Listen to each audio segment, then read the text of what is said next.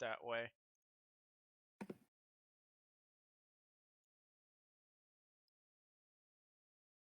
Maybe it's just taking a little while to.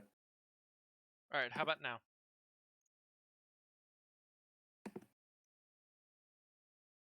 No.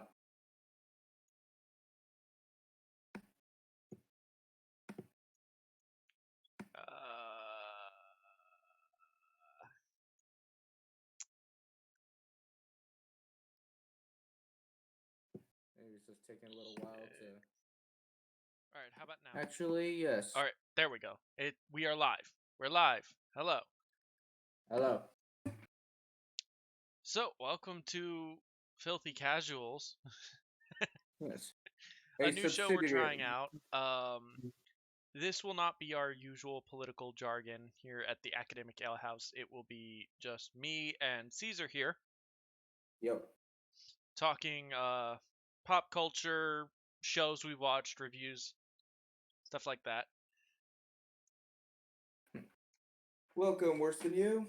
Worse than you, I've told you before. I worship the bringer of change. Praise to Zeech. Yeah. I finally started. I guess started looking into 40K lore, and it's still a cluttered mess. Holy fuck. It is, but it Essentially, works. yeah, I get the gist of it. The entire future is fucked up. Everybody's a piece of shit, and we're all killing each other for in the name of our respective gods, or for the humans, the God Emperor.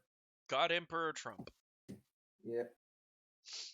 Right. So, uh, I gotta be honest. We've been quiet for the last like 3 weeks, I think, because there was just A, nothing to talk about, and B, work has been kicking my ass. So we are now. I'm back, and I'm just basically saying if I want this podcast to be a thing, and I want people to watch it and come see me rant about bullshit, I gotta put the work in. So Mm-hmm. this is me putting the work in. I'm gonna sleep till noon tomorrow. Hooray for Trash. me. Okay. Uh, Oh, that's one way to spell mother to celebrate Mother's Day. I'll call her in the morning. Can't go home. Nice. I guess also That before we forget. quarantine life, though. Mm-hmm. Yeah. Although I think the city's unlocked. I don't know. It's not like they Yeah. put up roadblocks or anything. Yeah. Uh, Can't say I don't live in San Antonio. True enough. Yeah. So, but before we forget, today is Piccolo Day. Don't forget What? Piccolo Day, May the 9th. That's the day Piccolo took over the Earth and declared himself ruler, Hmm. and then Goku killed him. And then Piccolo had a son, but his son is also, I guess, his reincarnation since his life force is still tied to Kami. And then King Piccolo returned and turned the Earth into an ice fortress. He brought a bunch of minions with him too. Yeah, that was all before Goku killed him. No, he came back when after the tournament. There was fake Super Saiyan in that one. No, that's Lord Slug. He was a No, that's cousin. King Piccolo. Oh yes, of course. He was King Piccolo. Exactly. And he conquered the world, wished for eternal youth. Yeah. So, I think we'll start with the funny and end with the sad.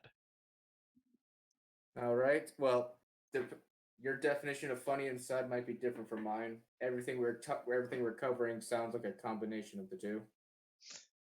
So, let's start with this. Oh boy. Hold on.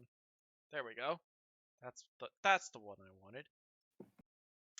Stormtrooper with Tor Blaster taken down by cops on Star Wars Day. Ah, yes, Star Wars Day. Oh yeah, I spent that day at work. I fun. also spent that day at work, but celebrating Star Wars Day on May the 4th feels like giving Disney credit for something it has feels like giving Disney credit.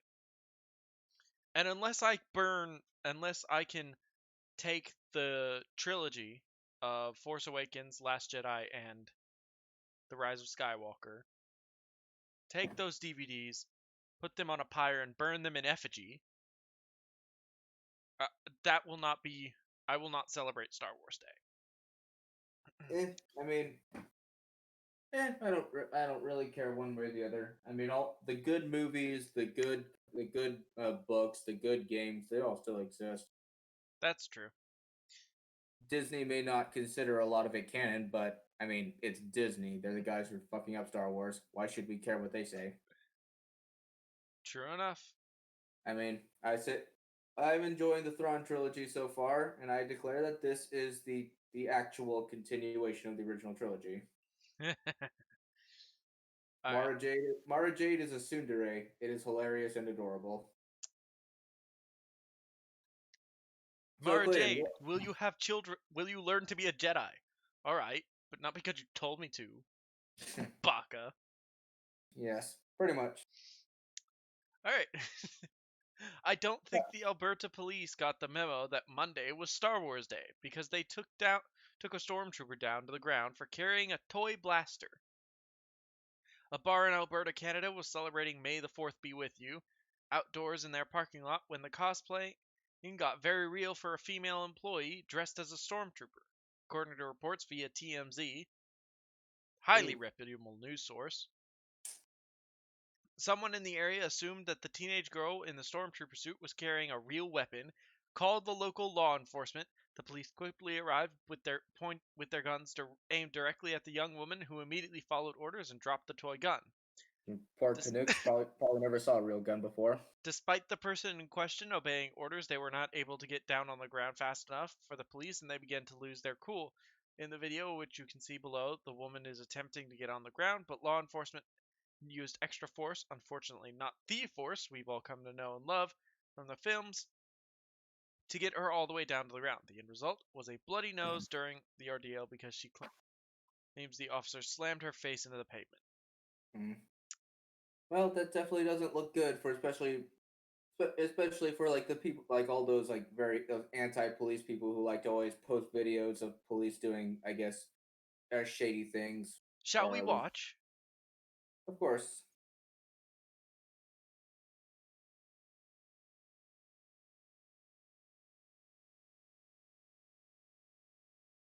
I'm gonna be a few seconds behind you since I'm watching it right on YouTube.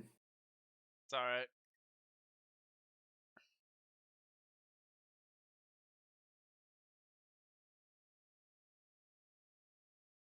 Where? Okay. It says the bar was celebrating out in the parking lot, but where are the other people? Or was she just like walking home from why is she alone? Like that's my first question. Like why is she alone? It's very clear there's no one else around. The article implies that like oh, this was some big event, but she's just alone. Like there's nobody around her. Mm, I don't know. Definitely not getting the definitely not getting the full context with the photo. That's for sure.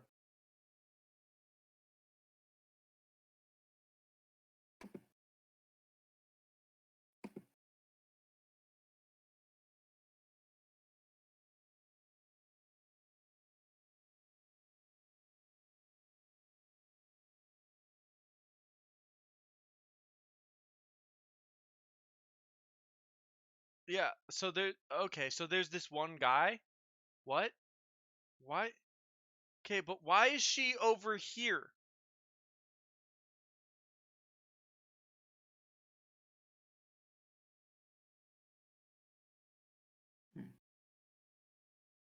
Okay. I mean, I'm at the part where she's down on her knees. Okay.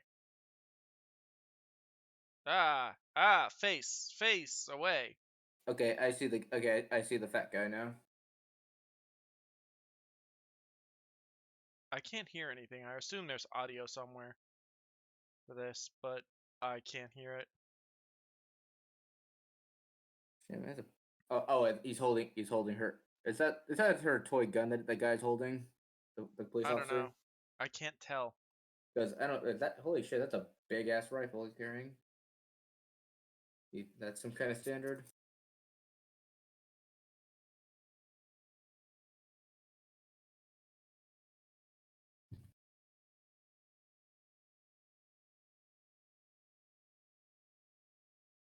Okay.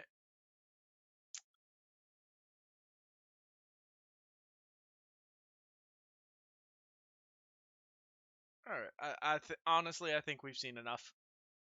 Starting to give Okay. me a headache. Oh shit, that is a real gun. Yeah, it is. Why is he carrying that thing around? Because Canada. I don't know. Fuck it. I'm very disappointed that most Canadian cops don't dress as Mounties. That'd be kind of humorous. I'm not.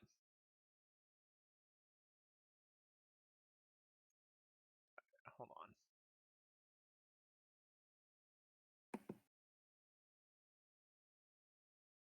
I disagree. I thought Clone Wars was good worse than you.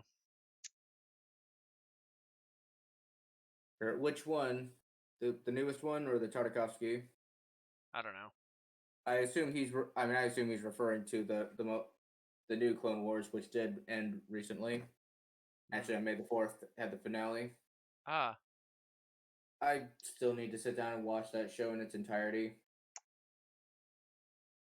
Honestly, like seasons 1 through 5, when it was on Cartoon Network, gold. Mhm. Gold. Pure gold. I don't know about anything after that. Oh, the latest season was probably meh. It's Disney Star Wars. Yeah, I've heard good things about it, but I'll have And to as see we for all myself. know, God damn What it, do we all know? Disney Star Wars is dumb. Yep. Oh, is that a segue? Yes. I need to be good at them. Yes. Also, send me a link so I can actually look at it. Oh. Uh.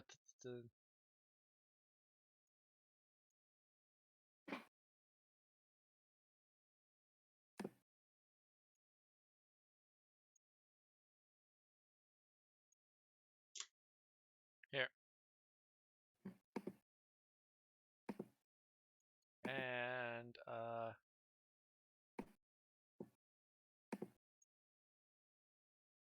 There's an entire here's the link website to, dedicated.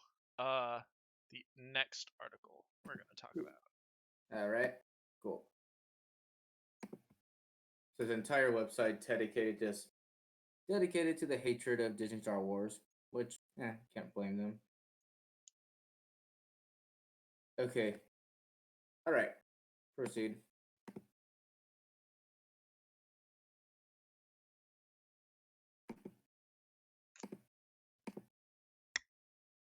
One second. There we go. All right. So we have a Jason Ward endorsed communist Star Wars book. Behold, a new handbook for idiot activists. Michael Harris's Welcome to the Rebellion: A New Hope in Radical Politics. Oh, lovely. This book is, of course, modeled after Rules for Radicals by Saul Alinsky, a handbook designed to rope in uneducated socialists and communists to serve as political pawns and foot soldiers.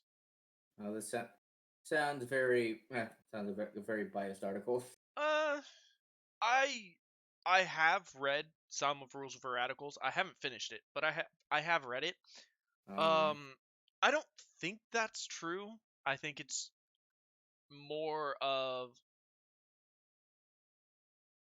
Saul basically saying, like, if you want to enact political change, here is how you do it. But maybe I'm wrong. I don't know. Political activists are perhaps the most annoying people on the face of the planet. Their inability to simply leave people the hell alone That's true. That's a thing. oftentimes confirms that the loudest barkers are typically the most clueless. But that fact won't stop author Michael Harris from pushing his trash like a traditional capitalist. We have his tweet, we have his Twitter bio here. Michael Harris, at Michael J. Books, JH Books, JH Books. Independent writer and researcher, books A Future for Planning, and Welcome to the Rebellion. My new book on the rebel politics of hashtag Star Wars, and how the saga still inspires activists today, now available for pre-order. There has been an awakening. Read a chapter of my forthcoming book on what activists and campaigners can learn from hashtag Star Wars for free by signing up for the newsletter. It's basically him promoting the shit out of his book, which good on him. He actually wrote this book. Jeez. Yeah, he actually wrote this book. Not the guy who wrote the article, the guy in the tweets, Michael Harris. But like, I have never published a book, and it is something I might want to do in the future. But I know for a fact that, like, this is something you have to do. You basically have to bombard people with, hey, go read this book, go read this book, go read this book, go read this book. Read my book. Hey, I have a book. Just to get that New York Times bestseller sticker, which really isn't that impressive. I really hope to God this isn't some kind of reference to Trump. I hope this is just a statement in general for if you ever actually end up in a fascist regime. Michael's website describes the book as such. Oh boy. Welcome to the Rebellion explores the radical political roots of Star Wars and shows how the saga continues to inspire a new generation of activists and campaigners today. Oh. What does it mean that our most popular modern myth is a radical left story about fighting corporate authoritarianism? From its roots in the 1960s, New Left Star Wars still speaks to millions of people today. By design, the saga mirrors our own time and politics. A real empire of corporate domination has arisen within weakened and corrupted republics. Now it threatens our existence on a planetary scale. But the popularity of Star Wars also suggests that if we tell the right stories, we can welcome many more people to fight for a better world. All right, let's just wait. What? Wait, where was that quote on here? This is how Michael Harris's website describes the book. Okay, I see now. All right. A radical left story about fighting corporate authority. Not. The Empire isn't a corporation. It's an empire.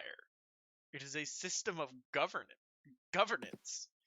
Okay, I'm on the website right now.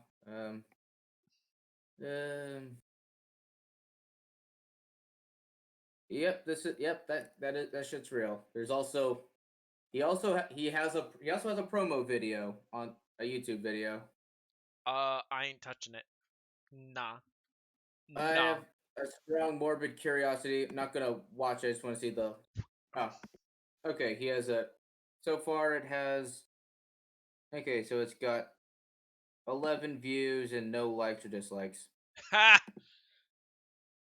All right. And I'll be his first and give it a dislike. Mean. Okay. I don't know that Star Wars is the most popular modern myth. If we consider modern myths to be things like that are lasting in popular consciousness, I would say comic books have a call to that most popular modern myth. like Superman, Batman, Wonder Woman. Um, Harry Potter might have a call to that one.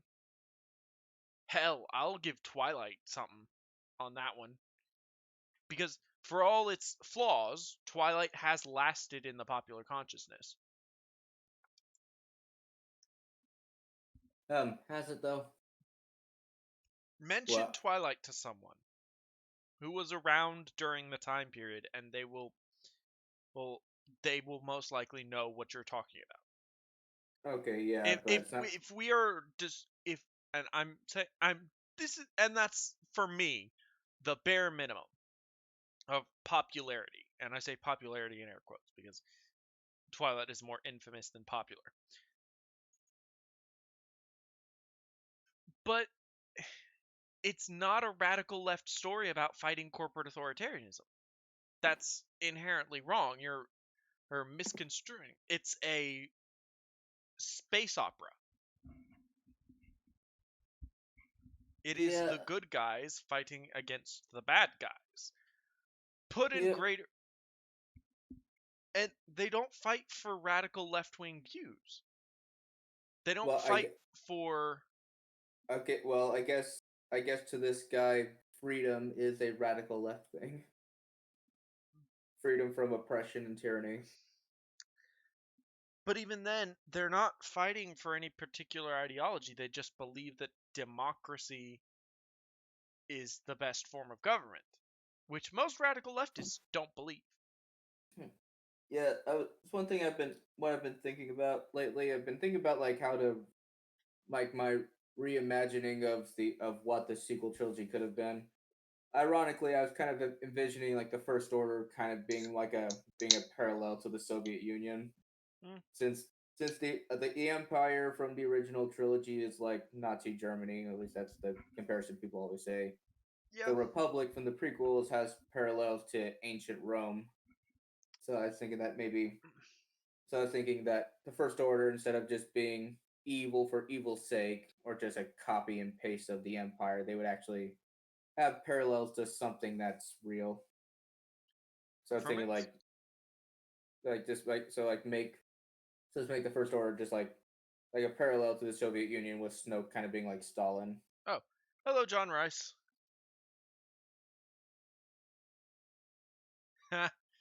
Yeah, because the worse than you who says notice how Disney is remastering old Star Wars games and yet they consider them non-canon.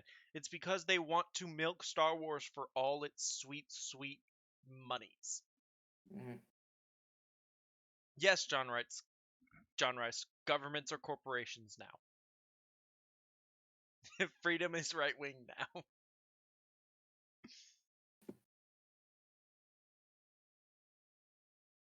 I've never seen Battlestar Galactica or Yamato. I've heard Galactica's good, but the ending sucks. And I haven't heard of Space Battleship Yamato. These imbeciles believe that all things began with the flatulent 1960s No, because that's no, when LSD imbibing no, no. hippies stumbles out of the rotting piss holes of Woodstock. Yeah, Uh, no, no, no. You're right. It all began during the Let me time of finish. Fuck it, fine. Hippies who would later embrace communism thanks to the distortion of reality that their regular drug use facilitated. Damn. That's actually a pretty good description of the 60s. Yeah, I was gonna say for them that I was gonna say it all began with European colonialism. That's where the beginning of the human race starts. I wonder hmm,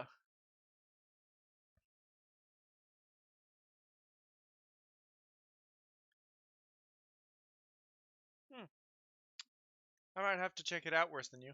Uh I wonder if um how, because Ryan actually met a hippie during one of his jaunts, during his Was life it? outside of entertaining me. Or is it like a modern day hippie or one from the '60s? Straight up, one dude from the 60s. Oh He boy, had a gun in the back of his car. Like the hippie, he was strapped. Dude the was hippie. strapped and said, "Yeah, the police are not the government and shit is not worth trusting."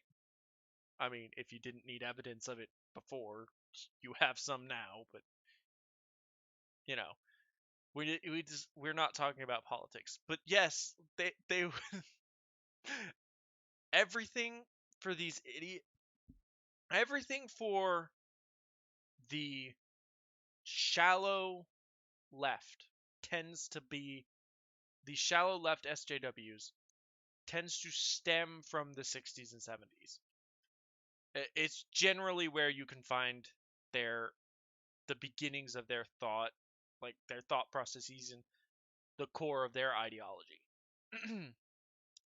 Amazon offers a preview of Michael Harris's substitute for toilet paper. Shit, man. So let's take a look at some of that material. Oh boy. Episode 1. Many of the truths we cling to depend greatly on our own point of view. Okay, are they just taking the whole "it's true" from a certain point of view out of context?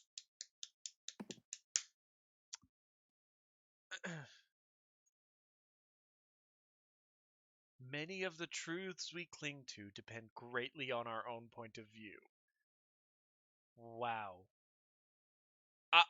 I can assume that yes, he's taking that from a certain point of view who thing as Radis, as don't look into it. Reality is whatever you make of it. It's not a story the Jedi would tell you. A rebellion is underway against the elites and their greedy global order. It is Eh, amassing support from ordinary people who feel marginalized and unheard in a way they haven't felt for a long time. People feel an increasing sense of power and belonging. They are back at the center of the story. The elites fear them.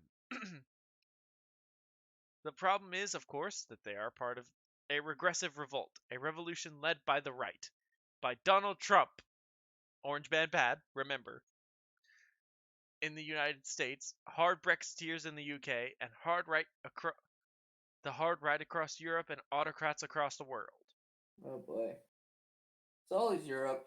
Do they ever talk about like other countries like the Middle East or Africa where like you can die for being gay, or do they just kind of sweep that under the rug? They pretend they are. Remember, Ryan. Remember, Caesar. All cultures are equal.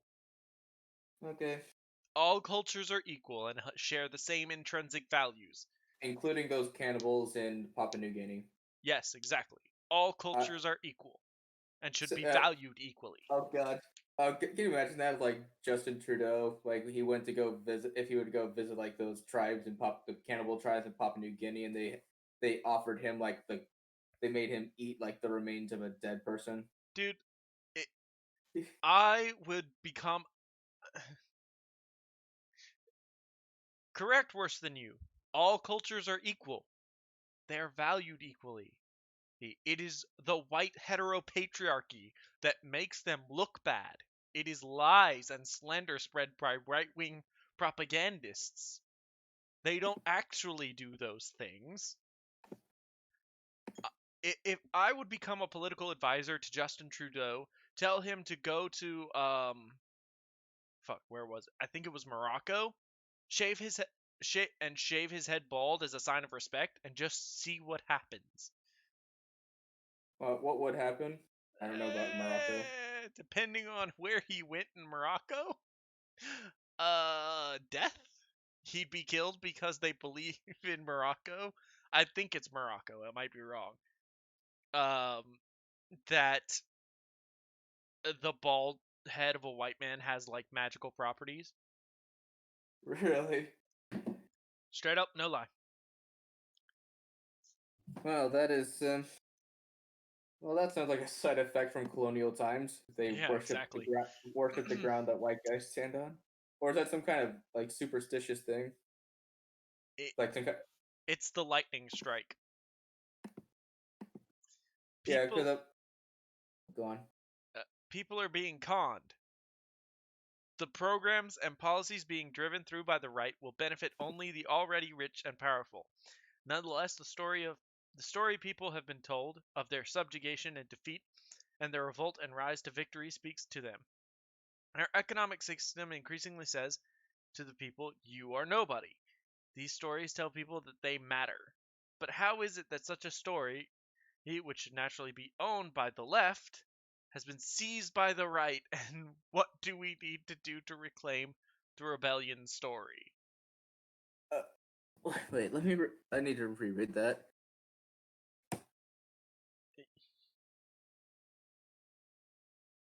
Story people. Our economic system at present currently says, hey, if you don't like how you're being treated at your current job, start the business yourself. And then you get to go and then most people learn like, oh shit, running a business is hard. Huh, who'da thought? And then they end up treating their employees the same way that they got treated, because they have to make they not only have to make profit to keep the business running, but they also have all the bullshit regulation that the government decided to heap upon them. Yeah. Well, yeah, I think it's just rereading that. I think one problem with this theory is it's kind of the straw man that both people on their side and our side seem to have, is that the political spectrum is not a straight line. It's got more dimensions than that. It's a Like horseshoe.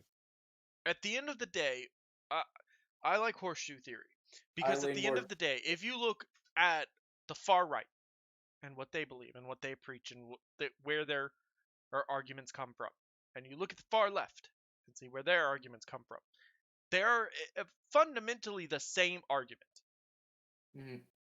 Well, just I guess taken from different extremes. The left says all white men are bad.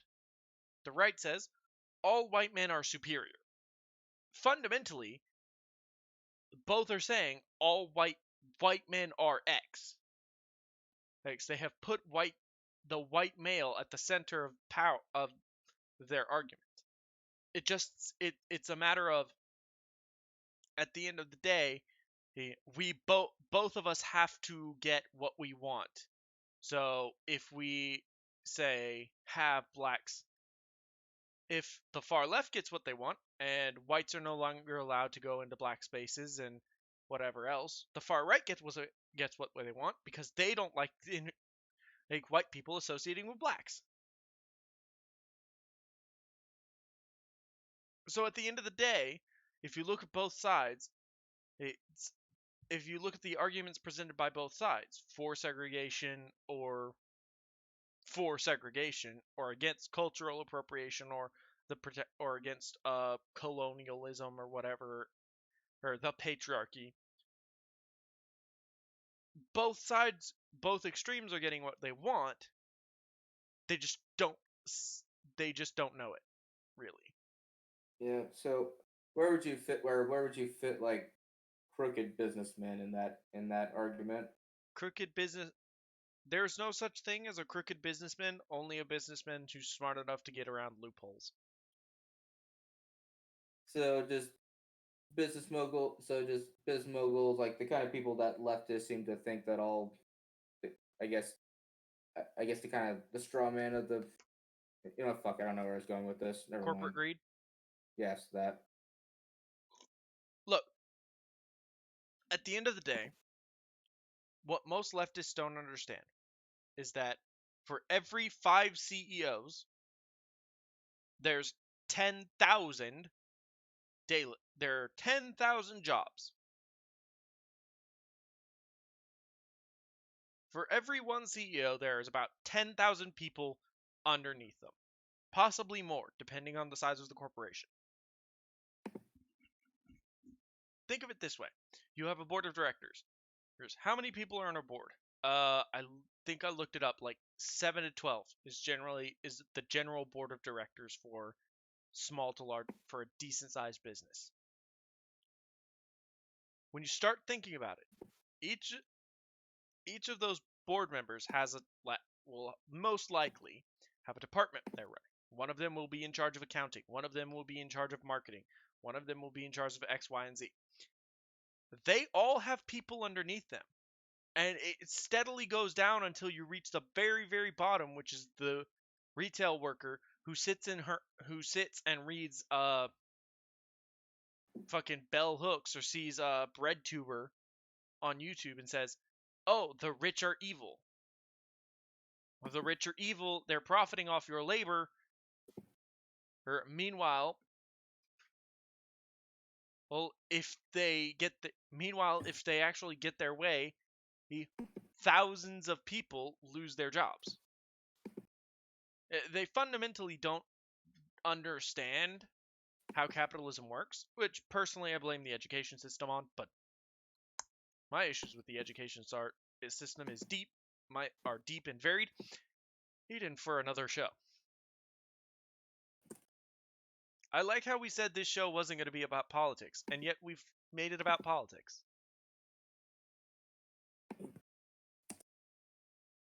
You still there, Caesar? Yep. Some might say that this demonstrates the inherent deceptiveness of stories, that people's credulity. We need to counter stories with facts, reassert notions of truth, and disregard those who are prepared to believe what their own eyes should tell them isn't so. But my eyes can lie to me. Oh God. You're taking quote. Oh God. On its own, this would be a mistake. Indeed, it is one the left has been making for some time. It has led to many defeats and much suffering. It is a mistake we have made because we don't believe in stories. Wait. Huh? I don't understand. Some might say. I don't know.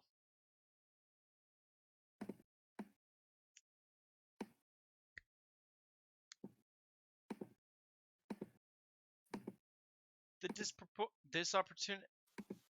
disproportionate disparities of the disaffected, disadvantaged, disenfranchised. We've heard this story before. They're the ones who are the easiest to take advantage for political gain. By regressive, what Michael really means is that people are moving away from an ideology that ultimately leads to atrocities such as Holodomor, which is the final destination for progress. Michael would certainly love to lecture you about the nuance between democratic socialism and communism, completely oblivious to the fact that they're merely different phases of the same operation.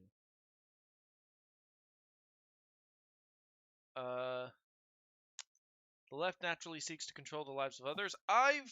No, I disagree with that. Totally. The left and the right both seek to control the lives of others. It is fundamentally what they do. Because the left and the right exist within governmental bodies. And government is a source of power. And human nature being what it is, people like power. And so they will seek to grab more of it when they can. Evidence, look no further than governors in certain states.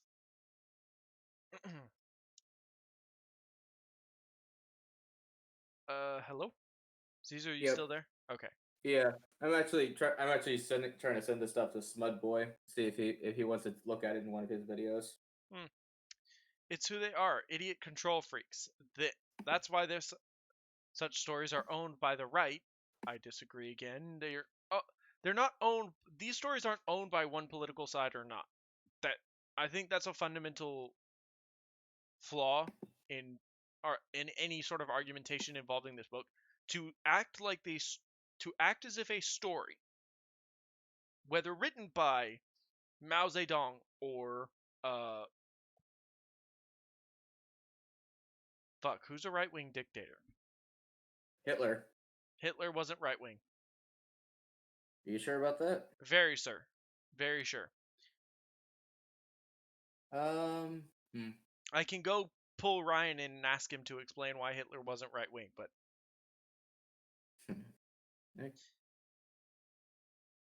uh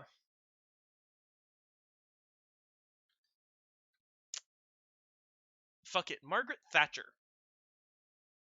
If both told the same story of boy of simple farm boy goes on adventure, saves galaxy.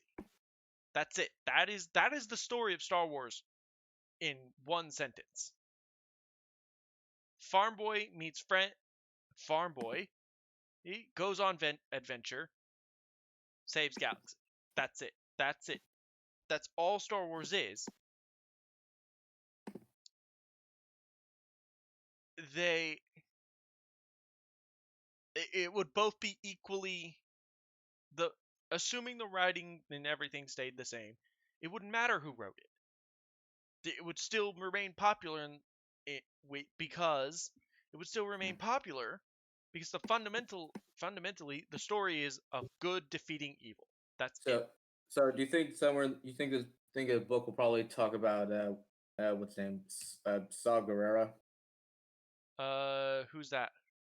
Basically, he's a radical, and apparently his name is derived from Che Guevara, Oh. according to Wikipedia. Hmm. He's a character, and he's a character that was in Clone War. He was in 3D Clone Wars, Rebels, and he was Forrest Whitaker's character from Rogue One. Huh. He fights evil, but he's a bit of a psychotic radical. Hmm. Uh. Because rebellion is needed to rightfully defy control. Well, freakism, also known as tyranny or despotism. It's how the American Revolution was born. No, the American Revolution is a okay. Okay, as a history major, I can tell you the American Revolution is a Gordian knot of cause and effect. It is utterly ridiculous why the American Revolution happened. Not that I'm just saying it shouldn't have happened, but it was like looking into it, it's not it's a Gordian knot. Like picking one thing and saying, "Oh, Britain was being tyrannical,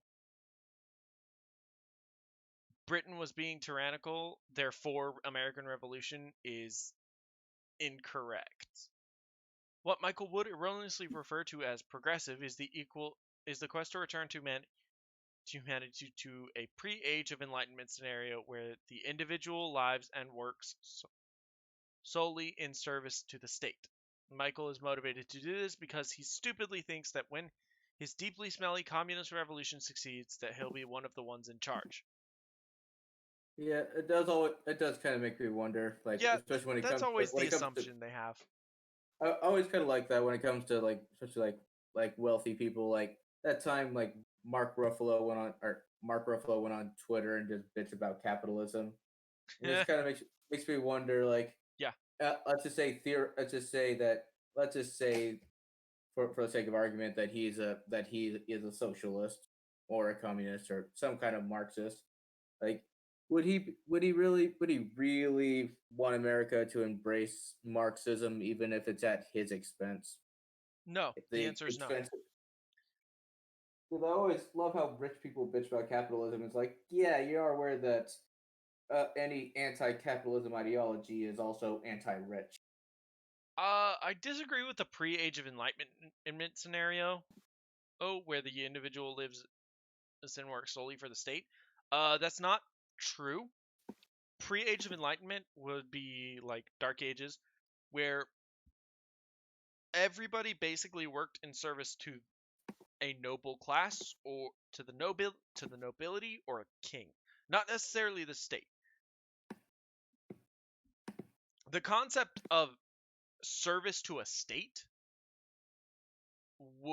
didn't come until the 20th century.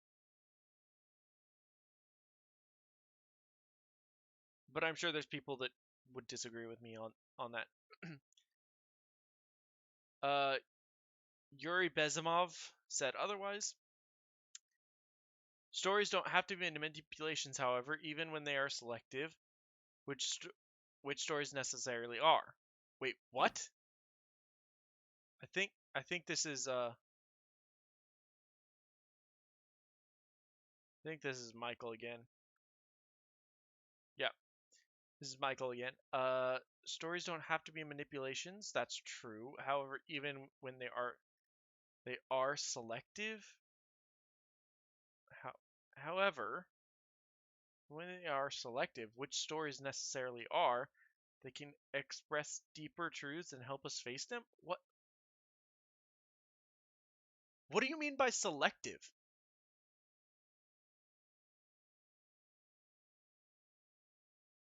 Like, stories don't have to be manipulations. That's true. You can tell a story without any sort of political bias or or leaning towards any side, either side of the political spectrum at all. Well, and it can come out perfectly fine. And people will naturally interpret whatever the fuck they want out of it.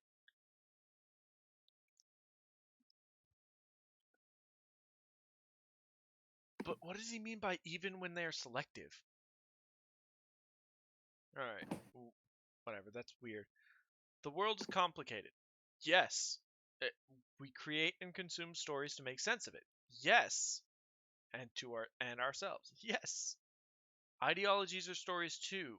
No.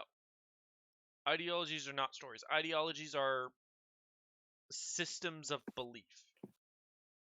Yeah, I don't see how f- how that has to do with, like, how is stating your ideology a story? Ideologies are not stories. They're systems of belief. They're argumentations presented in favor of a thought, in favor of thought, in favor of certain thoughts or beliefs. An ideology is not a story. You cannot tell the story of feminism. Well, I mean, you could, but that would just be recounting its history, how it came to be at this point, which would be in favor or against its argument, because you would have to go through and say, all right, this is what feminism argued now. This is what feminism argued then. Here's the, and we'll celebrate it, or we'll say, here's the issues. Here are some issues with this argument, and blah blah. And you have to go through and sort of find and sort of basically go through the decades or epochs of feminism or Christianity or hell, even atheism. You could argue as an ideology. Why, it is an ideology. Well, I guess maybe atheism itself may not be an ideology, but there are atheists with certain select ideologies. You could I could see an argument for atheism being an ideology, but you can tell the story of an ideology, but the ideology itself, the core and fundamental values that it expresses, are not a Like, story. I wonder if it's trying to draw. I wonder if he's trying to draw a parallel to the Bible, since there are Maybe, but even then, stories that promote an ideology. exactly. The Bible isn't a story in and of itself. It is stories and parables im- that that tell you to be that ex, uh, fuck. I'm trying to speak thoughts, words. I'm exhausted. uh, the Bible is the tenets of an ideology told through easy to consume parables. The Bible itself is not the ideology of Christianity, and the values that are described in the Bible are not a story. Marx's theory might suggest that one day we will be free of folklore, ideologies too, but it seems unlikely that we ever will. Not at all. Yeah, Marx was an idiot on a lot of things because Marx didn't like, Yeah. and there's people now. Sam Harris, I think, had a conversation with Jordan Peterson once about God. And Jordan Peterson said, "You may not like it, but religion is necessary for some people. It ascribes moral value to a society. It gives moral value to a society. And because some people say, and because society produces idiots, because because we try to make things idiot proof, so the universe invents a better idiot, we will constantly have folklore. We will folklore myths. We Yeah. Even one day when we have total and complete understanding of the universe and all the laws of physics, and what we can describe fire as a property, we can describe what state of matter fire is. We're still going to have folklore. Yeah. And we'll also have ideologies, but we will never be free of ideologies. People don't like each other, so they will constantly argue with one another. Yeah. And Jordan Peterson does have a point about religion establishing morals for certain people. Like, what if you're not smart? What if you are not smart? Yeah. What if you are unintelligent? Like, as Jonathan Gottschall suggests in The Storytelling Animal, How Stories Make Us Human. Yeah, so you actually didn't let me finish. Oh, I was sorry. gonna say, like, when Jordan Peterson brought up about religion establishing morals, like, yeah, I can kind of see what he means, because I mean, I guess when I myself turned away from religion, I kind of got a lot less uptight, because I'm not as uptight, and I guess maybe not as morally sound as I once was, just because I'm not expecting any rewards anymore when I'm dead. That's not to say that I'm immoral or anything like that, just that I don't. Or you kind of get what I'm saying. Yeah. Not as morally puritanical. Yeah. So, and I think that for some people for some people, yeah, not believing in God and not believing means you also don't believe in punishment. Like, you can do bad things to people, and yeah, there's no life after death, so you're not going to get punished for it. Yeah. But instilling the instilling like teachings about God, as well as just the fear of hell, can probably keep some people from doing keep I guess irrational people from doing immoral things. Who knows?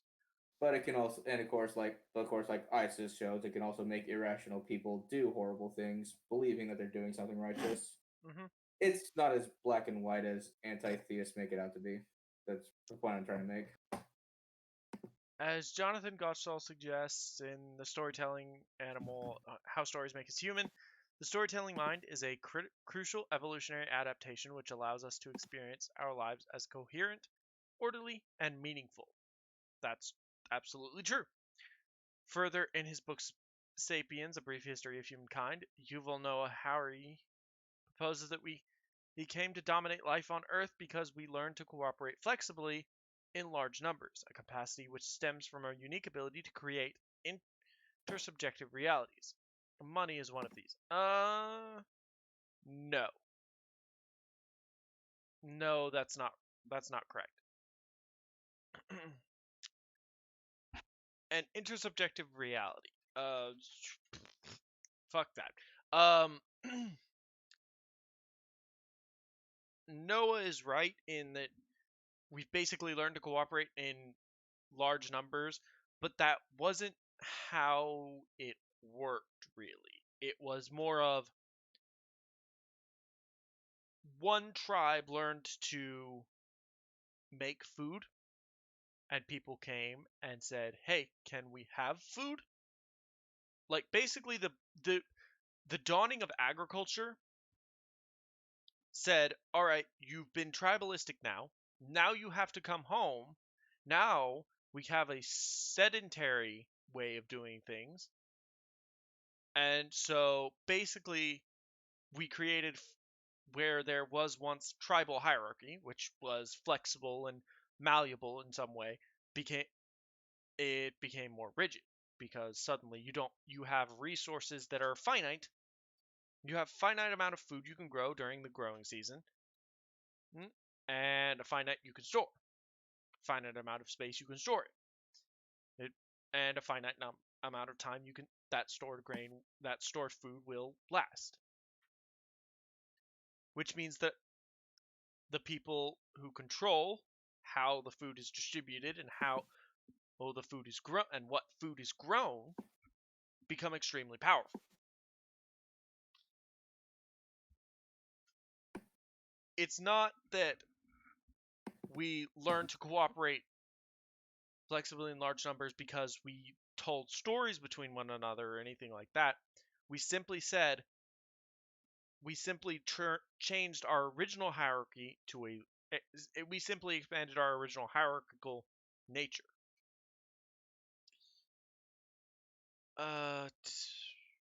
So money is not one of these. Money is a substitution for barter, basically. In other words, to tell stories that create bonds beyond the immediate clan. No, that's not it. The first stories, the things like the Epic of Gilgamesh, were told for religious purposes. You got Was it religious purposes, really? Generally, yeah, they're myths. Myths, folk tales.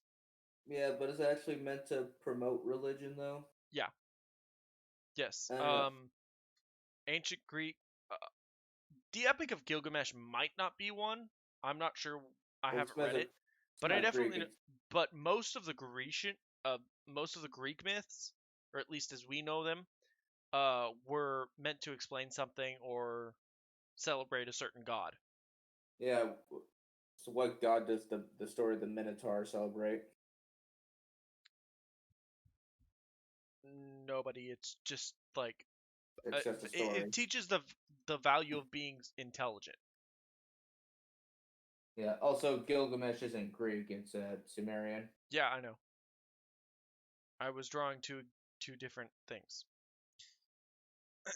Despite this, or perhaps because of it, far-right parties are seizing power across Europe.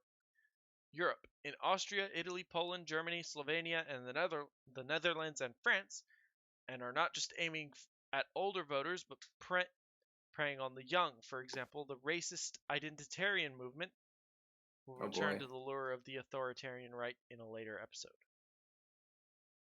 What? Oh god. Later episode. I don't understand I don't understand a word of that. I think by episode he means another chapter, kind of like how each Star Wars movie is an episode.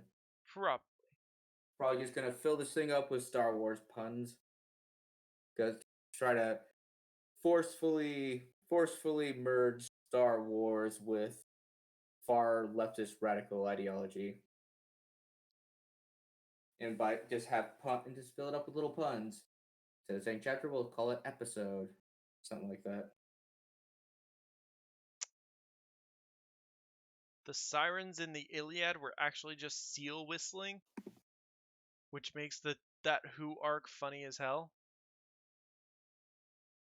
Are you talking about the Doctor Who episode with the fish people from the future? Worse Than You. Which Doctor was this? Smith. Oh, really? Must definitely missed that episode then. They were just seal whistling.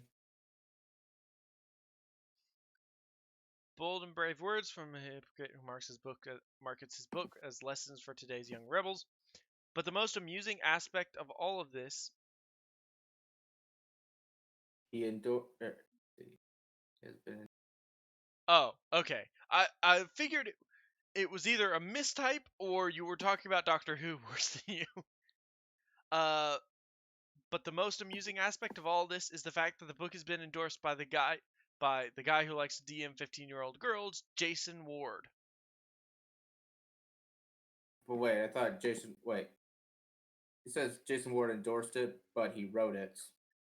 No, Michael Harris wrote it.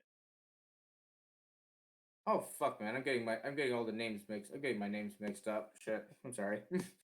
In Welcome to the Rebellion, Harris explains how George Lucas's modern myth is rooted in radical political resistance against corporate authoritarianism, with a message more relevant today than in the 1970s when it was conceived. He reveals the underlying political message of the Star Wars saga and its radical message, which makes it more than a popcorn film. It's a document for resistance. Who knew a fictional kids movie about space wizards with laser swords was more than a popcorn film? I wonder if Michael knows Jason's real thoughts on the marginalized, but then again, maybe birds of a feather flock together, though Michael probably should have sought Pablo Hidalgo's endorsement instead.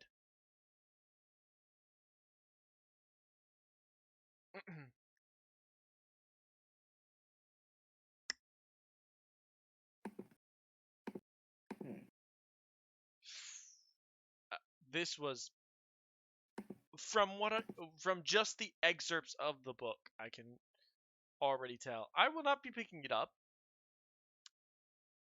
He's bad.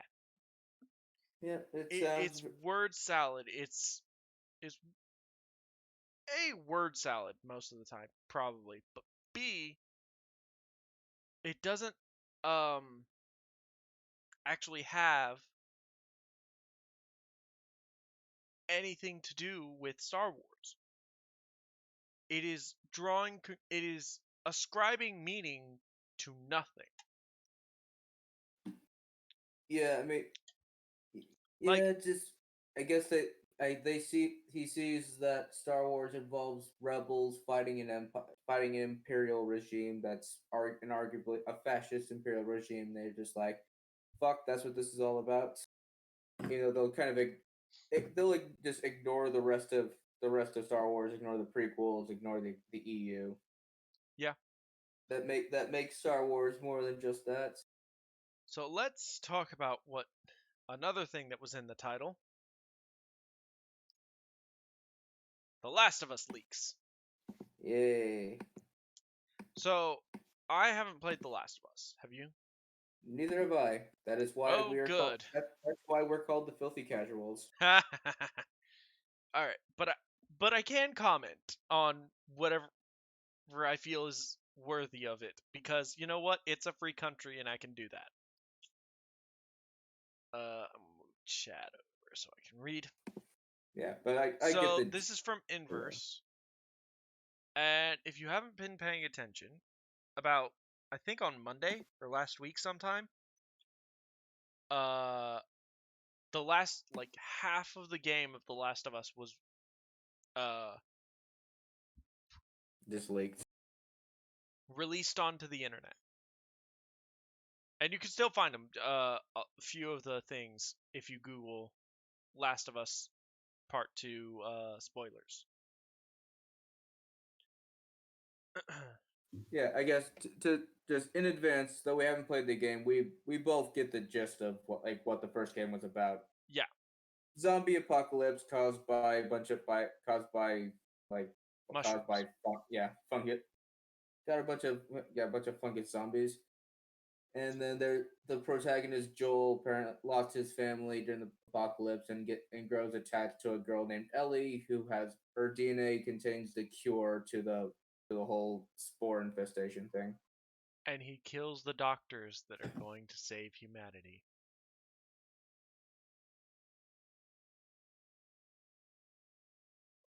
Okay, I'm going to say this right now, and I know it'll get me backlash, but I don't like Joel. But in fairness, I haven't played the game. So, my impression of Joel is entirely based on cutscenes. But I understand that The Last of Us is a very, very popular game and is very well loved among its fans. So I'm going to say, you know what? I will put my qualms with Joel aside for the sake of saying this should not happen from a narrative point of view. everything you need to know about Abby in The Last of Us Part 2. You may have forgotten about her since her first appearance in 2017, but Abby is a character to watch out for in The Last of Us Part 2. I've heard it's either like the best game ever or it's distinctly average. Generally that is my my impression. Even the most avid of Last of Us fans may not remember Abby, a new character who has only appeared in one Last of Us Part 2 trailer that's now several years old. Very little has been said about her in any official capacity, but some new information that was leaked online this week, however, seemingly indicates that she'll have a major role in the upcoming sequel, and how she fits into the story is shocking to say the least. In the trailer, we see people attempt to torture and kill Abby by hanging, but she's saved by the two other characters before they're all attacked by clickers, the zombie-like mutated humans infected by a cordyceps fungus. This controversial trailer at the time, due to the horrific violence it depicts, having watched the trailer, yeah, including the death and dismemberment for several characters without any proper context, it was unclear at the time why Abby was such a focus here. Almost 3 years later, we now know why. Through Monday's leaks, okay, so it was Monday, we've learned that she'll become a playable character in the second half of The Last of Us Part 2. Looking back and analyzing the end of this trailer, sorry chat, it does seem the like the camera swivels behind Abby at the end of the cutscene, implying that the player will assume control over her immediately after this scene ends. Really? You're come on. You have to be somewhat professional here. Over here, immediately after the scene ends. This is becoming increasingly common, blah blah blah. It's seamless cutscene between gameplay.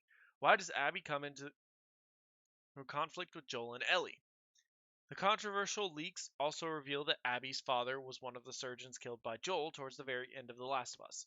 So, as The Last of Us Part 2 progresses, Abby is on a quest for revenge that leads her to kill Joel outright and fight Ellie later in the story. This is true.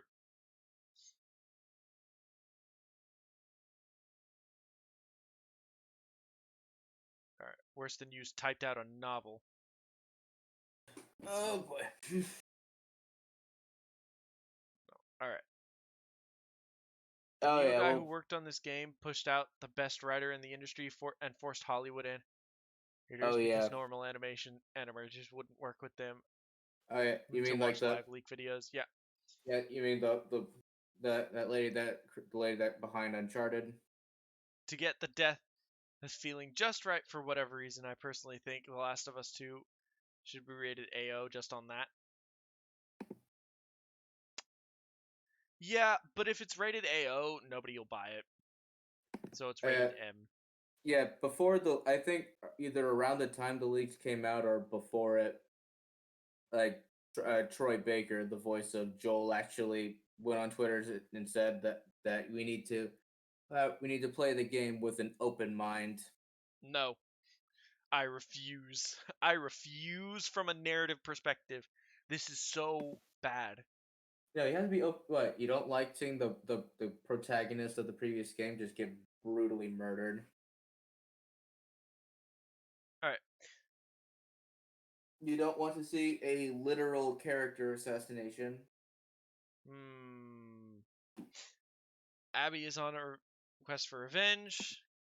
Leads her to kill Joel outright and fight Ellie later in the story. The leaks suggest that one of The Last of Us 2 Part 2's themes is the cycle of violence and revenge by forcing the player to experience things from Abby's perspective. It seems like we'll have to reckon with the fact that Joel and Ellie aren't quite the heroes we may remember them to be, as the story explores all the moral gray areas between everyone. Okay.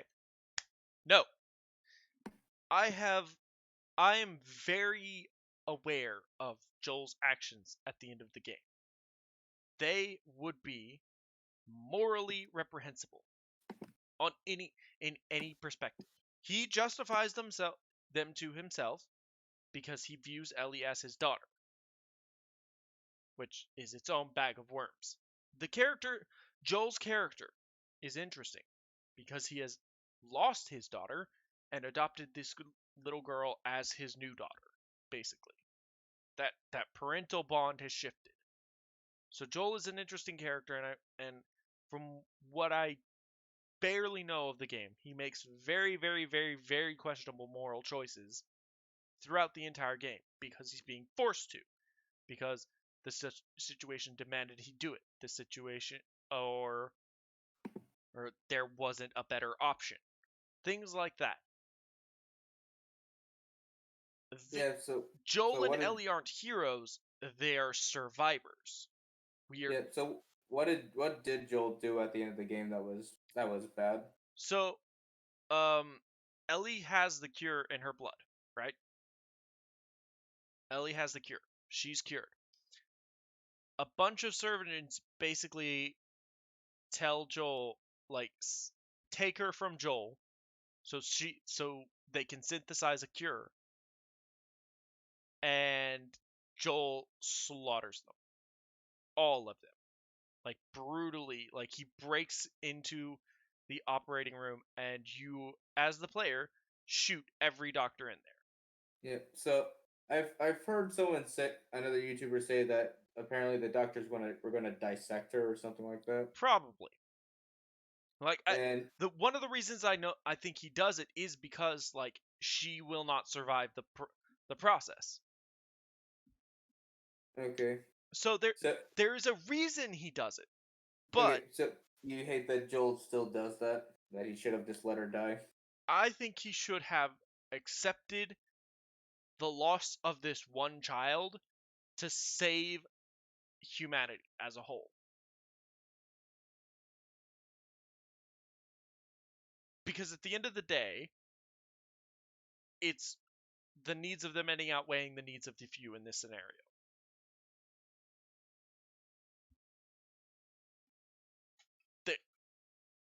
And that's not and is not an easy choice. I won't I will say that. And Joel is probably very justified, at least in some minds, of what he did. And I bet even the players would say, yeah, I slaughtered the doctors and I was glad about it because I didn't want Ellie to die. But but in doing this, in taking this action, you have doomed humanity to a life of brutal tribalism from the looks of the games and death by zombies. Or turning into a zombie? Yeah, exactly. Like that is the choice you have made. Justified or not, this is not a morally upstanding action. These are not moral paragons. I would not consider Joel and Ellie moral paragons. They are protagonists. We are told things from their perspective.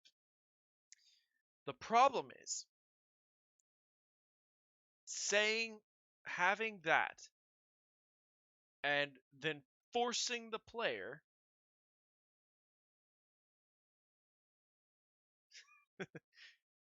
I disagree. I like Joel. Well, it's a good name. You know what, John Rice? You're right. Joel is a good name. Hmm. Essentially Joel. forcing the player to hunt down and kill. So John Rice, you like people named Joel. Does that extend to that bread tuber Big Joel?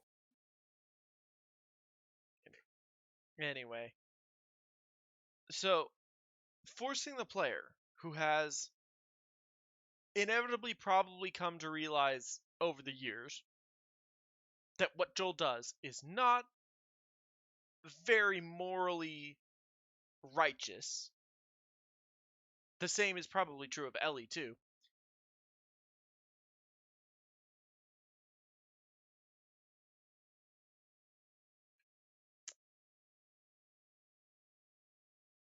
Never heard of City 17? Uh oh, Yeah. City 17 is level in Half-Life 2? Yeah, Half-Life 2.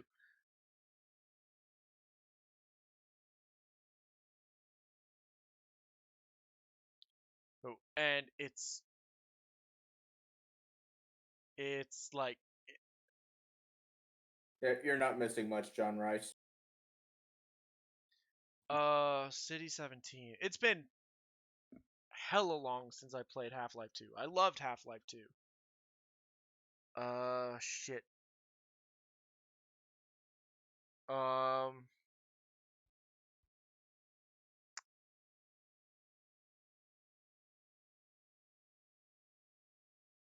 but I do remember City 17 like oh yeah. Yeah. Okay. I thought you were referring to the level in Half-Life 2 that does actually have a bunch of head crabs and zombies running around. No worse than you. That I can't play that level anymore. It freaks me out to unending degrees. Really? What happens in it? You have to play it for yourself. Like straight up play Half-Life 2, it's worth it. But Make me do all that the work. one level, the one level where you go through the abandoned city, the abandoned town or the abandoned city is nah. I won't do it again. Never. uh the leaks suggest that one of past themes is cycle of violence and revenge. Yeah, whoop-de-doo. Oh, there's a theme. I Remember, guys, consider the themes. Yes. By When forcing the judging player to anything. experience things from Abby's perspective. I don't care about Abby. Yes, Ravenholm.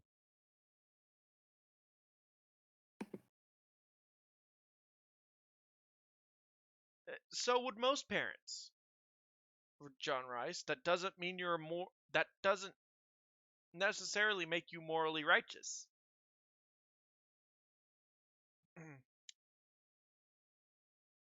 Yes, I think But Clayton is secretly a Vulcan. by forcing the player to experience things from Abby's perspective. No, that's not a good idea. Like, I don't think this is narratively. It could be interesting Well, if that would be fun to play. That would be fun to play like maybe like a Mario game from Bowser's perspective, and like Mario's just like this evil, unstoppable juggernaut that's just tearing through everything. Bowser's like shitting himself each time. it is interesting to have your perspective switched, but the problem is Like, don't actually do it. no, At least for the Bowser game, don't actually do it. no. But the problem is with this is that instead of a sort of how do I say this? Instead of having our perspective be Abby's from the get go, like we watch, like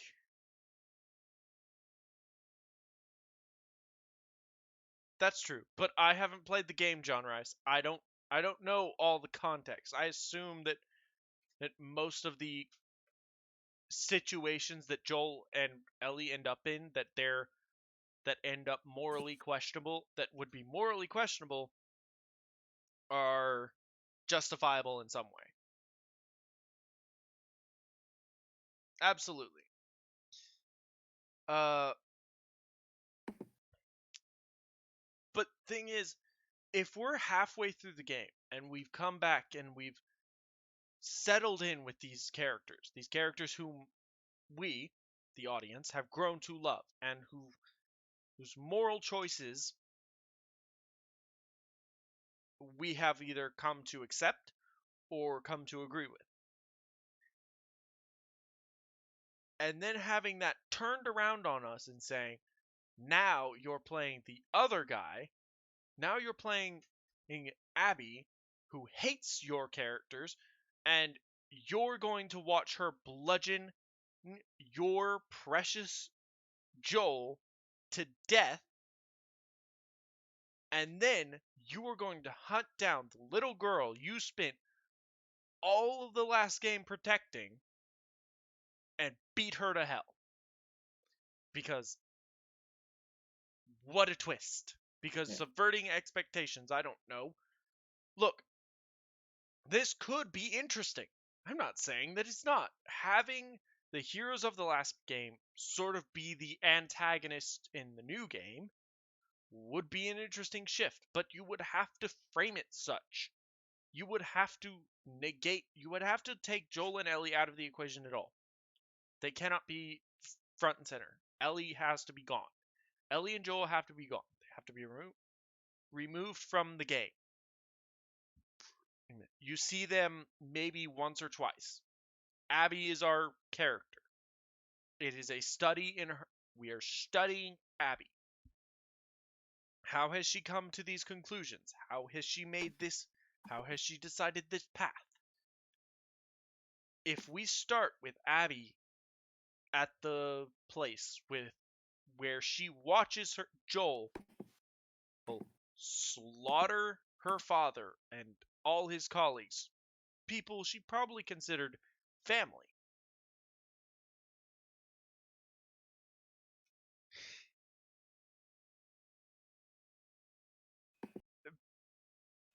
People she probably considered family, and then have her and then take the game from her perspective and like have her journey. It's only her. We don't see Joel, we don't see Ellie until the very end, and then have it come to a climax where suddenly Abby comes into comes maybe they have an encounter like halfway through the game or something. Something like that. That continuous drive, that drive for revenge could be interesting. But the problem is you're having Abby, this character we don't care about at all in any way, just drop her on us. The game, from the sound of it, it sounds like the game just drops her in her lap and says, "Care, damn it!" Instead of saying, "All right, Abby is going to be a focus of the game. We're not going to play as Joel. We're not going to play as Ellie. It is Abby's story, and weaving that narrative, Abby's narrative, the narrative of Joel and Ellie are the villains. Joel and Ellie are responsible directly for her parents, for her fathers, and many of her people she considered close to her deaths.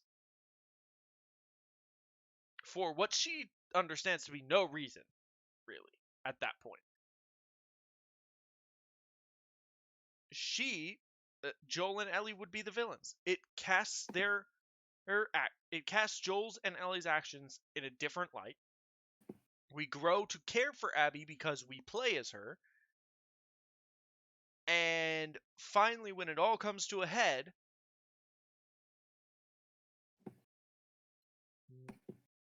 I don't know, write your own ending.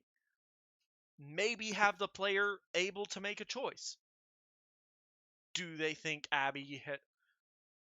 they think do they want Joel to live, or do they want to kill Joel? Well, has Abby's story changed their perspective on Joel's actions Alright, or Ellie's actions? so what you're saying is that Joel's death should be at the end of the game, Joel's just death, Joel's or death, or optional at least. or optional, definitely optional. Joel's death could be at the midpoint in the game. If we want to continue that theme of uh revenge and the cycle of violence, hell, we could have it split in half. But Abby needs to be first, not the second half. We don't care about her in the second half. In the second half, she's probably already established in the villain, as an antagonist. We don't care about her. She's the bad guy.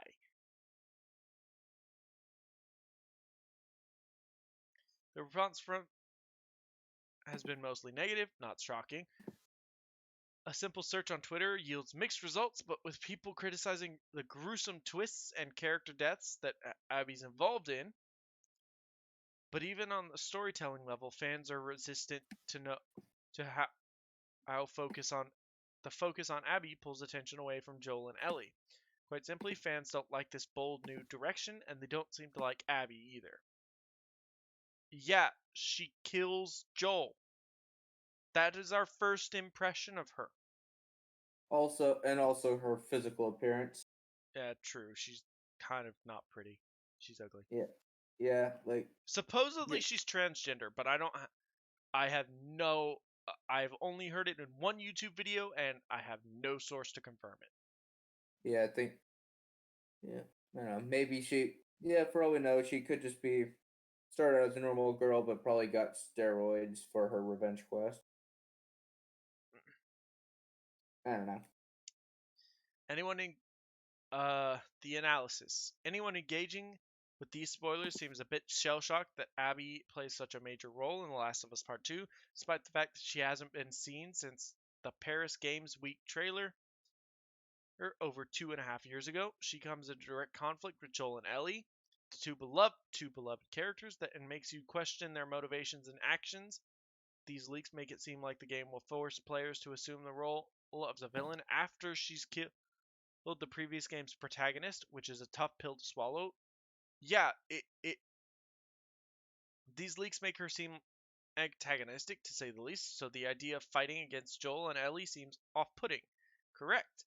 But but because of these plot beats are present without the proper context within a game that probably lasts dozens of hours, we can't know for sure how effective the narrative will feel when we experience it in the game.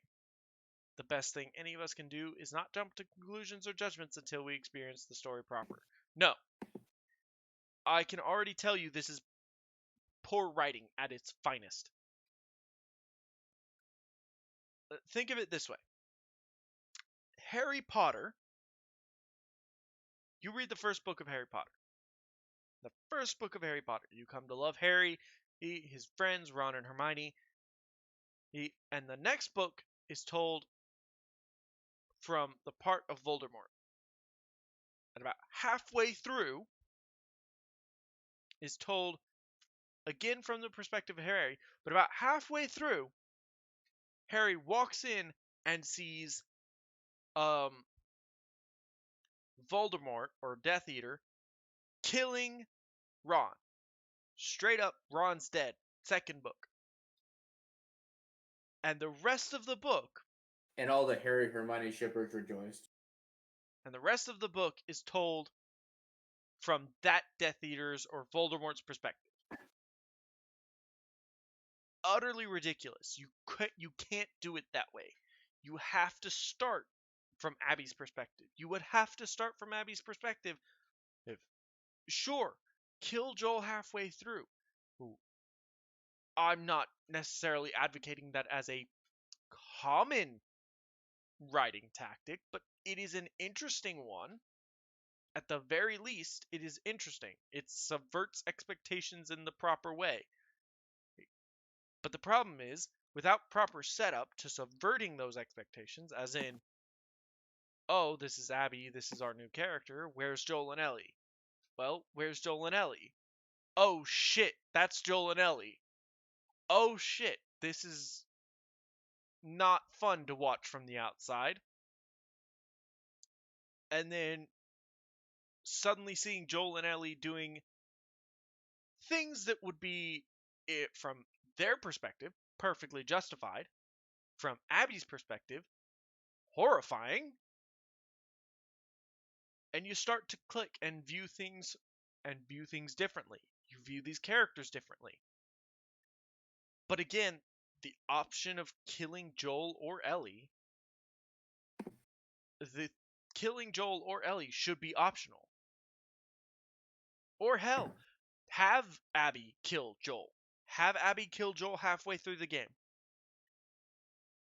Keep her perspective then. Keep her perspective as she is hunted by Ellie. Suddenly, you, the protagonist, the player, are now being hunted by one of the characters you have grown to love. Like, this is how you would introduce this character and create this perspective and kill off a character I guess you think you have no narrative purpose for. I don't know. I don't know why they're killing Joel.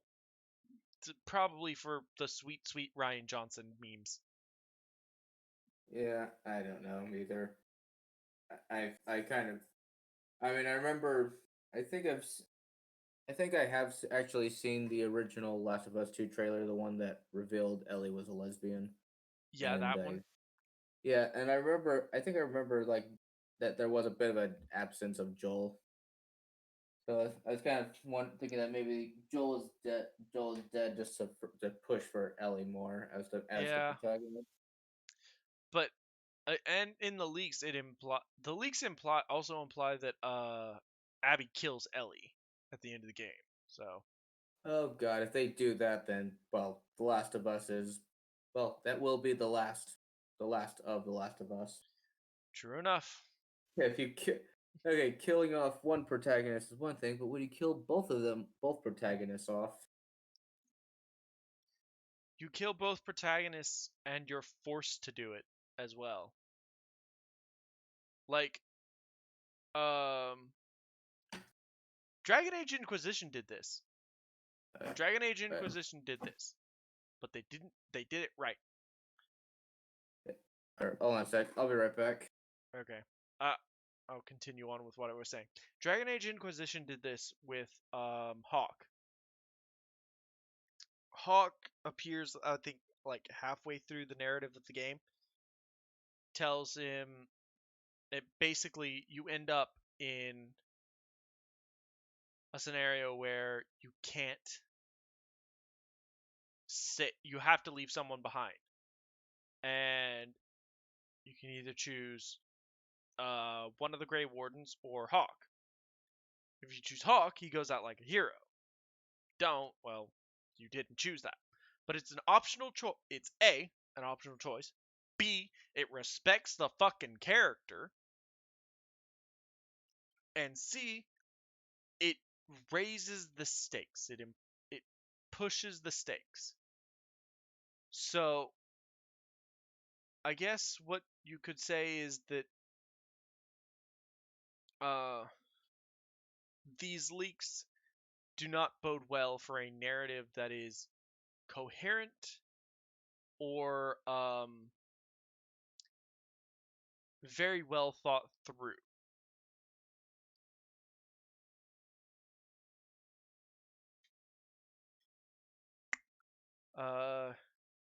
Don't want to end the stream while Caesar's away, but I don't have anything else.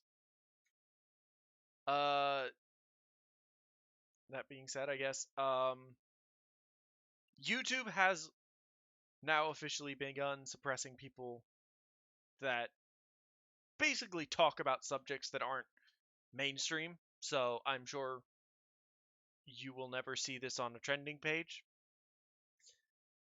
Uh, we would love it if you would like, share, and subscribe because it does help us out.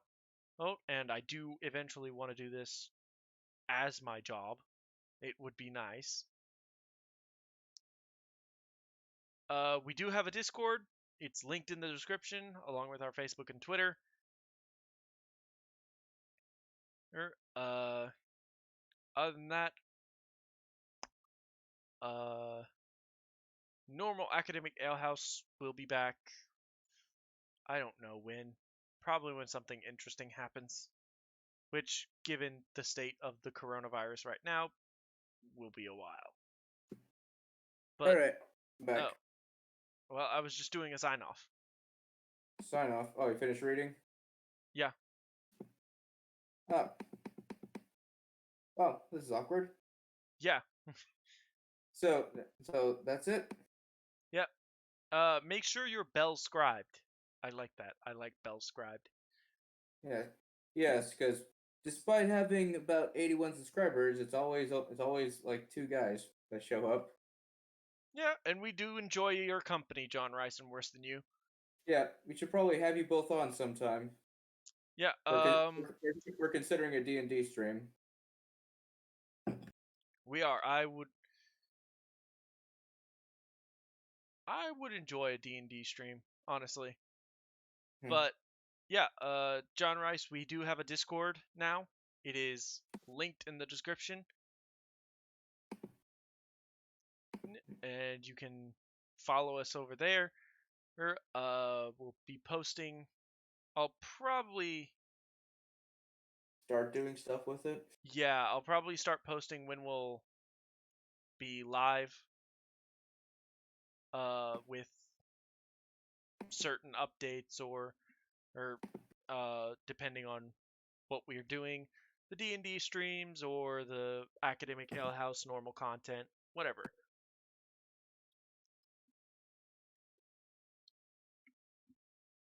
But Well, thank thanks. you guys for showing up. Thanks for Yeah. listening to me and Caesar rant for an hour and a Mhm. half. Uh, hopefully I can try to make this our normal Saturday thing. Yeah, I'm up for Saturdays. Yeah, and it doesn't interfere with other people's streams. So, uh, Well, I'll talk to you later. yeah, Later, Clayton.